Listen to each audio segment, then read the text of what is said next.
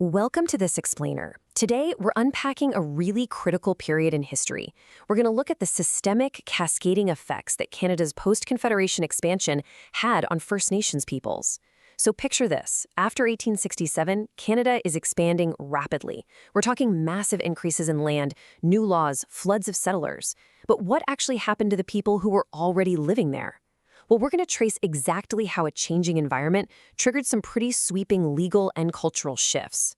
Okay, let's just jump right in and look at this staggering photograph. It's a massive mound of buffalo skulls from the 1870s, and it brilliantly captures the sheer scale of ecological destruction out on the prairies. I mean, look at the men standing on top of that pile. It gives you a really chilling sense of just how immense this loss was. And that stark visual brings us straight to the central question for today's explainer. How did this incredibly rapid expansion actually affect the people who had called this land home for over 5,000 years? As you'll see, the story of First Nations after Confederation isn't just about drawing new lines on a map. It's a really complex sequence of ecological collapse, desperate negotiations, and strict legislative control. To figure out how this all went down, we're going to trace this timeline through 5 key chapters: the fall of the buffalo, negotiating treaties, law enforcement, the Indian Act, and finally, the push for assimilation.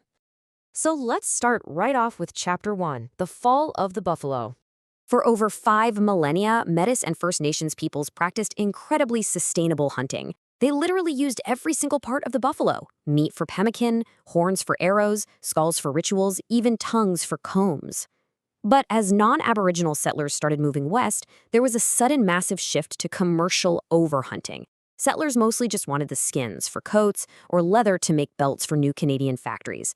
And that singular commercial drive, it absolutely decimated the buffalo population, dropping their numbers from the millions to just a few hundred. They were pushed right to the brink of extinction.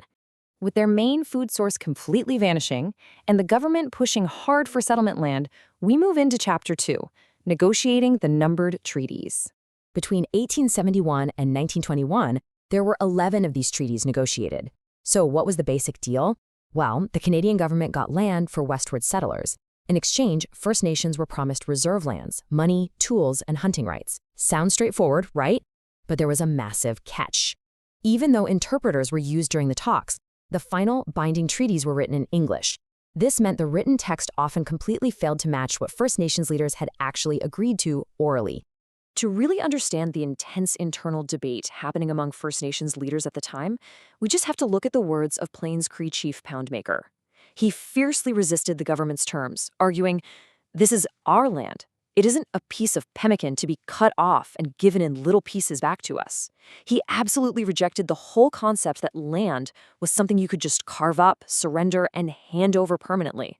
But, the leadership wasn't all of one mind here. We get a very different perspective from another Plains Cree leader, Chief Atakakup. He was looking at this completely unstoppable wave of settlers. He actually compared them to grasshoppers that cloud the sky. And he took a highly pragmatic approach just to ensure his people's survival. He said, "Surely we Indians can learn the ways of living that made the white man strong. I will accept the Queen's hand for my people." It was an agonizing, desperate choice, driven by the intense pressure of a vanishing way of life.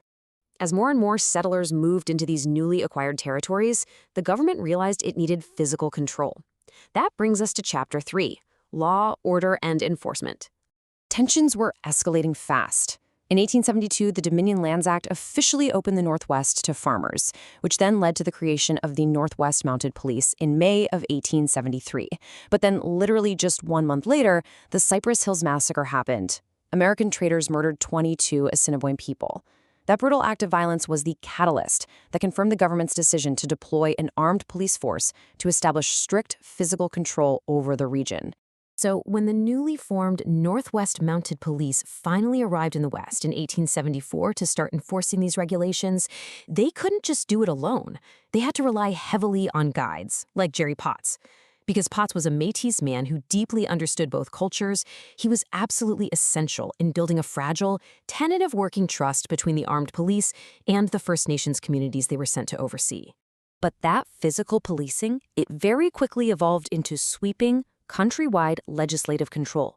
This is Chapter 4, the Indian Act of 1876. Right here in 1876, the government actually codified control over people's identity. They laid out strict rules for who was legally considered an Indian, and they explicitly left out Métis and Inuit peoples. But perhaps the most staggering part is Section 12, which legally defined a person as an individual other than an Indian. So, with just one piece of legislation, the government claimed total authority over identity, property, and even basic personhood. Now, if you're wondering what the end goal of all these laws was, Prime Minister Sir John A. Macdonald spelled it out without any ambiguity whatsoever.